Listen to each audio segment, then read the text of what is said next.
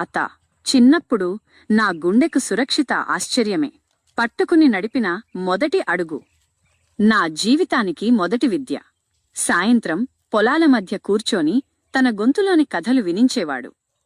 రాజులు, దేవుళ్ళు, కథానాయకులుగా ప్రతి కథలో ప్రేమ, ధైర్యం, జ్ఞానముంది.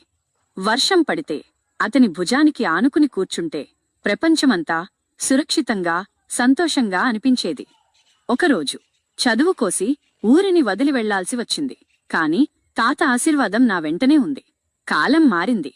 నేను పెద్దవాడయ్యాను. కాని తాత నెమ్మదిగా వృద్ధాప్యంలోకి వెళ్లాడు. ఒకప్పుడు అతను నా చేతిని పట్టుకుని నడిపించాడు. ఇప్పుడు నేను అతని చేతిని పట్టుకుని నడిపిస్తున్నాను. ఆ కుర్చీ ఇప్పుడు ఖాళీ. కాని ఆ ఇంట్లో ఇంకా అతని నవ్వు వినిపిస్తూనే ఉంది.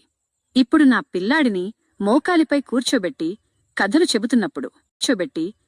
చెబుతున్నప్పుడు నా మాటల్లో తాత గొంతు వినిపిస్తుంది. తాతలు ఎప్పుడూ వెళ్ళిపోరు. వాళ్ళు మనలోనే జీవిస్తారు. ప్రేమ తరాలుగా కొనసాగుతూనే ఉంటుంది.